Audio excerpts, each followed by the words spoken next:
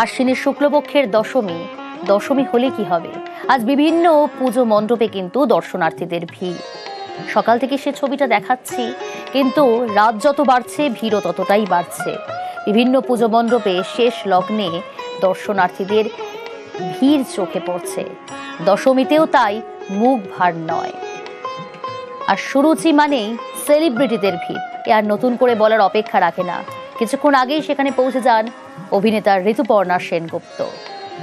সুরুচির সঙ্গে সেখানেও আজ দশমীতেও যেমন দর্শনার্থীরা পৌঁছে যাচ্ছেন, কিছুক্ষণ আগে অভিনেতা ঋতুপর্ণা সেনগুপ্ত তিনিও গিয়েছিলেন।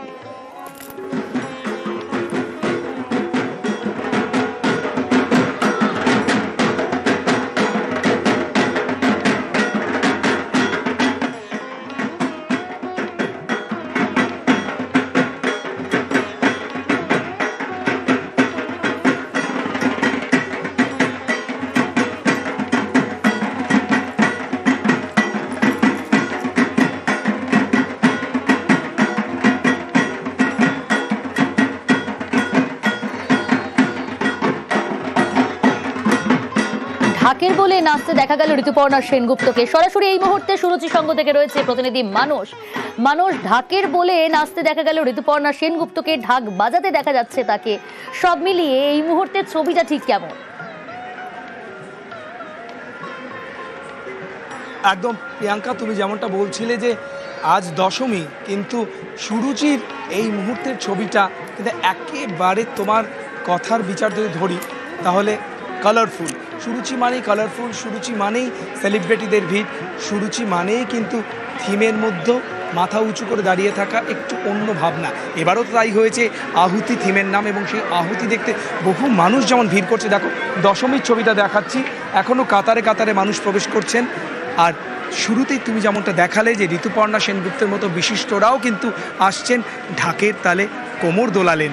আর সাধারণ মানুষ চাইছেন যে শেষ বেলায় সুরুচির প্যান্ডেল একবার তো না দেখলেই নয় প্রিয়াঙ্কা। যদিও আমি দর্শনার্থীদের এবং যারা এই মুহূর্তে টিভির পর্দায় চোখ রেখেছেন তাদের বলবো, আগামীকাল এবং আগামী পরশু সুরুচির মণ্ডপ থাকবে এবং দর্শনার্থীরা অবশ্যই সুরুচির মণ্ডপ দর্শন করতে আসতে পারবেন। এখানে যারা এসছেন তাদের সঙ্গে একটু কথা বলবো যে কোথা থেকে এসছেন, কেনই বা সুরুচি এত রাতেও আকর্ষণীয়। আমার বাঁদিকে যা রয়েছেন, কোথা থেকে এসছেন? আমি চেতলা থেকে এসেছি। আচ্ছা, সুরুচির প্যান্ডেলের টানে আমি দেখতে পাচ্ছি দশমী তো এই ভিড়, কি বিশেষত্ব?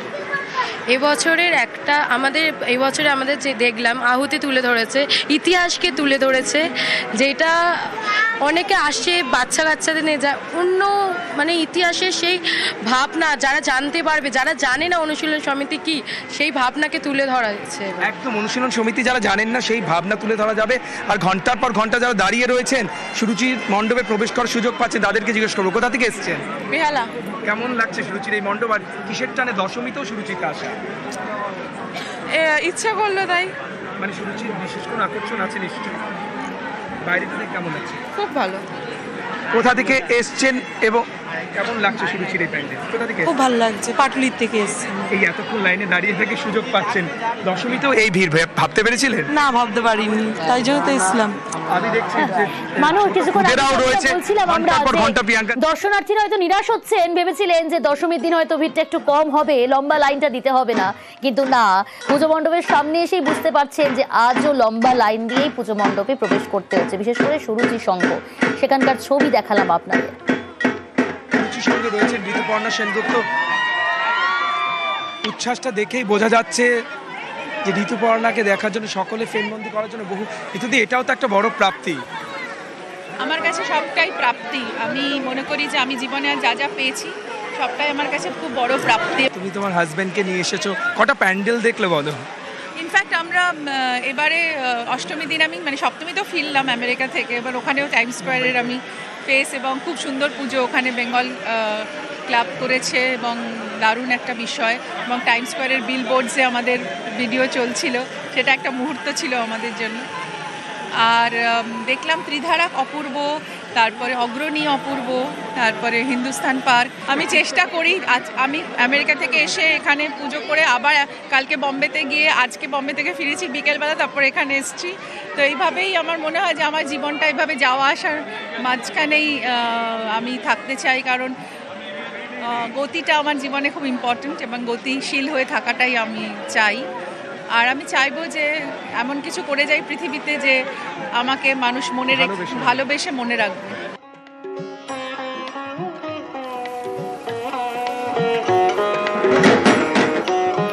সুরুচির সঙ্গে ছবিটা দেখাচ্ছিলাম আপনাদের। আর এবার একটু জেলার দিকে নজর রাখি। চুচুড়া কারবালা মোড়, বিবেকানন্দ রোড সর্বজনীন দুর্গোৎসব কমিটি, সেখানেও আজকে যথেষ্ট ভিড় এবং দশমীতেও পুজো মণ্ডপে পৌঁছে যাচ্ছেন দর্শনার্থীরা। সে ছবি দেখাচ্ছি আপনাদের। চুচুড়া কারবালা মোড়, বিবেকানন্দ রোড সর্বজনীন দুর্গোৎসব কমিটি। সোমনাথ রয়েছে আমার সঙ্গে সরাসরি। সোমনাথ, শুভ বিজয়া জানাই তোমাকে। তুমি রয়েছো চুচুড়া কারবালা মোড়, বিবেকানন্দ রোড সর্বজনীন দুর্গোৎসব কমিটিতে।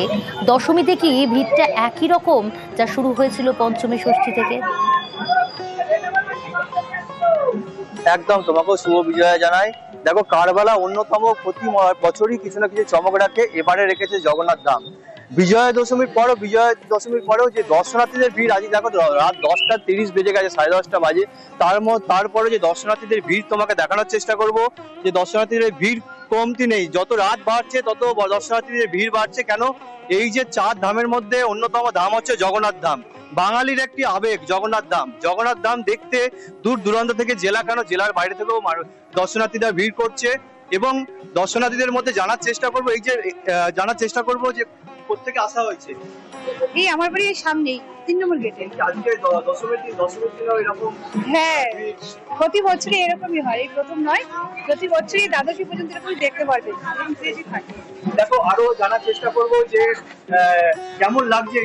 সুন্দর লাগছে, খুব সুন্দর লাগছে, খুবই সুন্দর হয়েছে। রাত 10টা বেজে গেছে, সারা রাত প্ল্যান নেই, তবে যতটুকু পারবো দেখবো।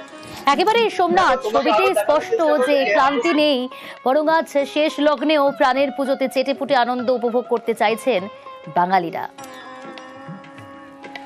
আর এই মুহূর্তে দেখাচ্ছি মহিষা দলের জাগরণের দশমী, আর সেই দশমীতেও দর্শনার্থীদের ভিড়। সুজিত রয়েছে আমার সঙ্গে সরাসরি। সুজিত, কিছুক্ষণ আগে তোমার সঙ্গে কথা হচ্ছিল, মহিষা দলের জাগরণে তুমি রয়েছো, জাগরণে দশমীর রাত্রিবেলাতেও এই একই রকম ভিড়? উৎসাহ উদ্দীপনায় কোনো খামতি নেই। আসলে পুজো উপলক্ষে যেখানে মণ্ডপ সজ্জা রয়েছে, সেখানে কিন্তু মণ্ডপ সাজানো হয়েছে। দেখো তুমি, একটা আস্ত গ্রাম মানে কিন্তু সাধারণ গ্রাম নয়, আদিবাসী গ্রাম, উপজাতি অধ্যুষিত এলাকা। কিন্তু এসব দেখার জন্য, একই সঙ্গে উৎসবে সামিল হওয়ার জন্য কিন্তু মানুষের ভিড় সেটা কিন্তু এখনও রয়েছে। বৃষ্টি প্রচণ্ডভাবে হচ্ছে, তারপরেও ক্লাবকর্তারাও যেমন আছেন, সাধারণ দর্শকরাও আছেন, সবাই কিন্তু আছেন। এবং এই যে মহিষাদল হাসপাতাল মোড়ের পুজো, সেই পুজোয় কিন্তু মানুষজন আনাগোনা সেটা প্রথম দিন থেকে আমরা দেখতে পাচ্ছি। এবং আজও যখন প্রবল বৃষ্টির কথা তোমাকে বলছি, দফায় দফায় সকাল থেকে এই রাত পর্যন্ত, তখনও দেখো ঠিক মানুষজন ঘুরে ঘুরে দেখছেন, গ্রাম ঘুরছেন। আসলে গ্রামে ঘোরার এই যে একটা জায়গা করে দেওয়া, সেটা কিন্তু পুজো উপলক্ষে মণ্ডপের যে থিম, সেই থিমের সৌজন্যে করা হয়েছে। মানুষজন ঘুরে ঘুরে দেখছেন, কেউ এক জায়গায় দাঁড়িয়ে নেই। এবং প্রতিমার ছবিটা তুমি দেখো, একবারে সাবেকি প্রতিমা, কিন্তু সেই প্রতিমার টানেও কিন্তু মানুষ আসছেন এবং মানুষ এসে দেখছেন। ক্লাবকর্তারা নিজেরা থেকে সবাইকে সামাল দিচ্ছেন। এবং এই যে অবস্থা, ক্লাবকর্তা যেমন সনদবাবু কি বলবেন, কিভাবে পরিচালনা করছেন? একদমই বোঝাই যাচ্ছে যে মহিষাদল জাগরণ, সেখানেও দর্শনার্থীরা আসছেন শেষ লগ্নে প্রাণের পুজোয় চেটে পুটে আনন্দ উপভোগ করছেন প্রত্যেকেই। আর এবার আপনাদের নিয়ে যাই দুর্গাপুরে। দুর্গাপুর অগ্রণী সাংস্কৃতিক পরিষদ, সেখানকার পুজো মণ্ডপের ছবি দেখাচ্ছি, কতটা রঙিন। দশমীতে আজকের ভিড়টা দেখুন, দেখলেই বুঝতে পারবেন যে কোনো রকম ভিড়ের ছবি অজানা বা অচেনা নয়। সেই পঞ্চমী ষষ্ঠী থেকে শুরু হয়েছে কিংবা তার আগে থেকেই ছবিটা একই রয়েছে দশমীতে। অর্পণ রয়েছে আমার সঙ্গে সরাসরি। অর্পণ, অগ্রণী সাংস্কৃতিক পরিষদ দুর্গাপুরের এই পুজো মণ্ডপ, চমক তো রয়েছে থিমের, কিন্তু একই সঙ্গে দশমীতেও দর্শনার্থীদের যথেষ্ট ভিড়, কি তাই তো?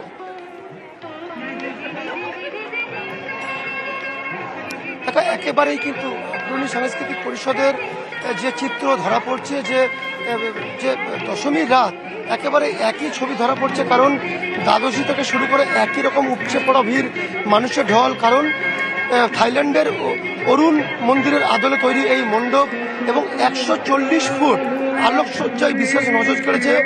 তাই দেখতে কিন্তু বিভিন্ন দূর দূরান্ত পার্শ্ববর্তী রাজ্য থেকেও কিন্তু মানুষের ভিড় জমছে। কিছুক্ষণের জন্য সাময়িক বৃষ্টি হওয়ার কারণে বিঘ্ন ঘটে, কিন্তু তারপরেও দেখা যাচ্ছে যে দর্শনার্থীরা কিন্তু ছাতা মাথায় মণ্ডপে প্রবেশ করছে। একই রকম ভিড় থাকছে, কারণ এই ভিড় সামাল দিতে কিন্তু রীতিমতো হিমশিম খেতে হচ্ছে উদ্যোক্তা এবং প্রশাসনের তরফ থেকে। যদিও কথা বলার চেষ্টা করবে এখানে দর্শনার্থীরা যারা আসছেন, এখানে কিন্তু দেখতে পাচ্ছেন যে ভিড় একই রকম, শুধু কালো মাথা দেখা যাচ্ছে। কিছুক্ষণের জন্য বৃষ্টি থামলেও ভিড় কিন্তু থামছে না।